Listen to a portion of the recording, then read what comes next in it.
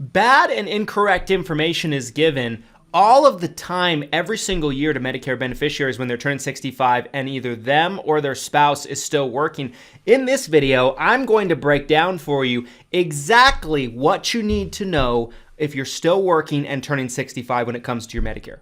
Hello everyone, my name is Christian Brindle. I'm a licensed insurance agent, Medicare health plan specialist. I'm the owner and founder of Brindle Insurance Services, also known as Everything Senior Insurance. And people every single year contact our organization asking questions about things they've been told about turning 65, their Medicare, getting onto Medicare, and in this particular situation, perhaps they're still working or employed, either them or their spouse. This is the true facts of what you need to know. To start, most people are told in some way or another, whether it be through advertising or someone just is cold calling or soliciting to them, which is illegal, by the way, for most Medicare products, that they have to get on Medicare at 65. Otherwise, they will obtain a lifetime penalty that never goes away if they don't sign up on time at 65 for Medicare. Now, this is true in most situations. Now, it's not true if you are working and have coverage through an active employer at 65. Now, this could either be you or this could be your spouse and you're covered as a dependent. So if you're working and you have coverage through your employer, you do not have to take Medicare at 65. We see people all of the time that think they have to take Medicare. They're not aware that this essentially alleviates them from any kind of penalties or punishments, and they take Medicare anyway, and they pay the extra costs of Medicare being double covered with their work insurance, not knowing that they can end up postponing it and pushing it back because of this. This is known as credible coverage. Now, when I say a work plan, what this means is this is a group plan. A group plan meaning it's insurance provided through an active employer, somebody that you're currently working for now. A retirement plan is not good enough, and it can't be an insurance plan you have, but you just happen to be working. Maybe you're self-employed. One we hear all the time is, I'm self-employed, but I have coverage on the marketplace. I'm working and I have insurance. Does that work? No, it does not work. It has to be insurance being provided through an active employer, okay? Now, if you have this coverage, that would qualify you and your spouse for postponing Medicare with no penalties or punishments. And same is true if your spouse is the one working and you're a dependent on her insurance. So it's either you or your spouse. What is the process of postponing your Medicare? Well, it's really quite simple. You just do nothing at 65. You just choose not to enroll into Medicare at 65 and you do it later. There's a certain process that you'll go through that you can essentially provide documentation that shows that you had credible coverage since 65, and that's how the government, Social Security, and Medicare know not to penalize you when you apply later. Now, oftentimes, people that we see that end up postponing their Medicare will usually want to apply for what's known as Medicare Part A and postpone Medicare Part B. There are two parts of Medicare that come from the government. Everything else you ever hear about is from an insurance company, and it essentially is designed to pair with Medicare to beef up the coverage and provide a more complete layer of coverage. But Medicare in itself is Medicare Part A and Medicare Part B provided from the government. Medicare Part A is hospital coverage, inpatient hospital. It also covers hospice, home health care, skilled nursing, things like that. Medicare Part B is medical, meaning doctor's appointment, outpatient surgeries, durable medical equipment, amongst other things. Now, Medicare Part B at the time of recording this video in 2024 has $174.70 a month premium for most individuals. This is the part you want to avoid paying. So most people at 65, if they're choosing to continue to work and keep their work coverage, oftentimes they will take Medicare Part A and postpone Medicare Part B to avoid having to pay that premium. Now, why would you take Part A? Because Part A usually comes at a $0 cost to you because it was paid for through FICA taxes over the course of your working life. As long as you have 10 years of working credits, either you or your spouse, or 40 quarters, whichever you prefer, you will be able to get Medicare Part A at no additional cost. Now, that being said, there are some situations where you don't even want to take Part A at 65. Now, this will be if you have an HSA, a health savings account, provided from your employer. Now, the reason why you don't want to take Part A in a lot of cases, if you have an HSA from your employer, there's two things. Number one, If you have an HSA account, and let's say oftentimes what we see is your employer is matching your contribution. So let's say you put in $1,000, your employer matches your $1,000. That's great, right? That's essentially free money to you. Well, when you're on Medicare and you have an HSA, and even if you're just on Medicare Part A, meaning you have nothing else with it, being on Part A still technically counts as being on Medicare.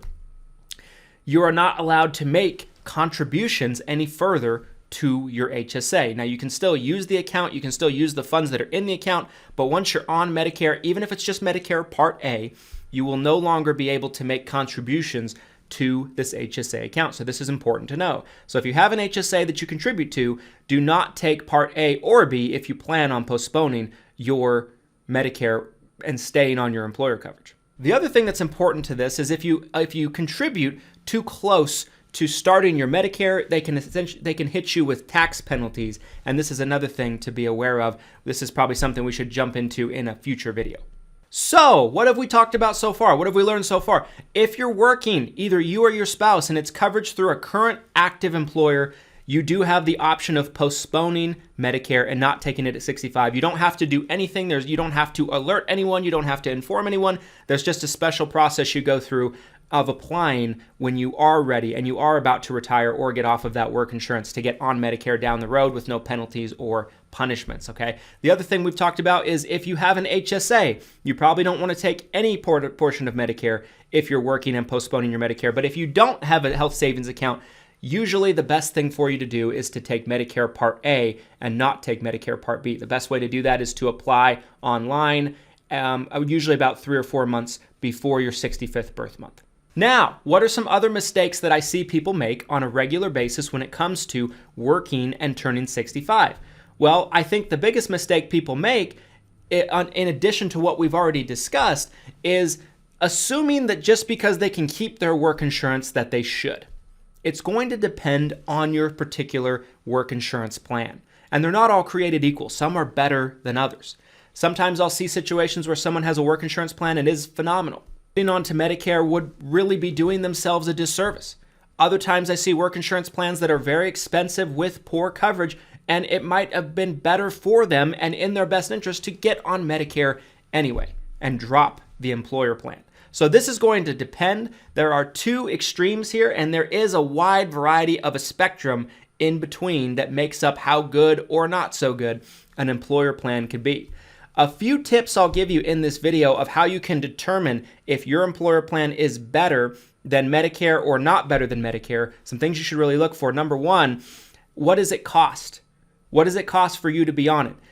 Also, always make sure you're thinking about if it covers dependents, think about the cost for them as well. So if I'm paying $500 a month just for me, I probably want to get on Medicare in a lot of situations. If I'm paying $500 a month for me and my spouse, there's more of an argument to say that maybe I don't want to do that necessarily. It kind of depends on the coverage at that point. So the cost of the premium is number one for everybody involved.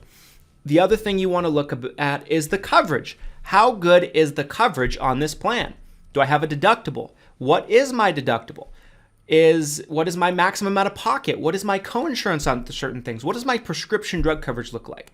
And if you're not sure about these items, usually what I will recommend to you is getting with a licensed professional Medicare representative, Medicare specialist like myself and like my company that can essentially do a free, no-cost obligation comparison of your group plan and making sure that it is the best thing for you opposed to getting onto Medicare. But assuming that your work insurance is always going to be superior to getting onto Medicare is a mistake that a lot of people do make. Sometimes it's in your best interest to postpone Medicare and stay on your work insurance, but not always. Sometimes it's not, and you want to compare them head up on a case-by-case basis. Last but not least, mistakes people make when they're turning 65 and they're still working. If you so happen to be drawing off of Social Security at 65, prior to 65, and you happen to be working, we don't see this very often, but once in a blue moon, understand that you are automatically going to be enrolled in Medicare Parts A and B, whether you request it or not. So understand this. Now, usually if you're working, you have an income coming in, you're probably not drawing off Social Security, but we have seen it before where somebody started drawing at maybe age 62, they're drawing off their Social Security benefits. And when you're drawing off Social Security prior to 65, you automatically are enrolled in Medicare Part A and Medicare Part B. The Medicare Part B premium is usually automatically set up to come out of your Social Security check without you really even realizing it in some cases. So if that does happen, you'll automatically get a Medicare card in the mail. And if it ends up being that it's in your best interest to postpone your Medicare and stay on your work insurance plan, you actually will have to take the steps with your local Social Security office to put your Medicare in an inactive status. So that way you're not being charged for that Medicare Part B premium, because that $175 a month can add up if it's something that you don't want or need right at the beginning. I hope you found this video helpful, educational, answered some of your questions that you might have had prior to clicking. I appreciate you watching all the way to the end. If you are on Medicare, getting on Medicare, know somebody that's getting onto Medicare, and you need help sorting through the confusion and the chaos of the maze of Medicare, my organization, Christian Brindle Insurance Services, also known as Everything Senior Insurance, is here to help. We're licensed in over 40 states. We can help you almost anywhere. And if we're not licensed in a state, we can typically recommend somebody that can, that's local to you. Give us a call. Our number is 801-255-5340. Again, 801-255-5340 for a no-cost, no obligation consultation to see if we might be a good fit to help you. We actually are independent, meaning that we work with a multitude of different insurance companies. Our job is to sort through the options for you and simplify things and save you a ton of time while doing it and help you find your best option with no biases whatsoever. I hope you found this video helpful. If you did, if you could give us a like on this video, it helps the channel so much and helps reach more people that need to hear this information. There's a lot of confused people out there when it comes to Medicare, and we are looking to solve that problem.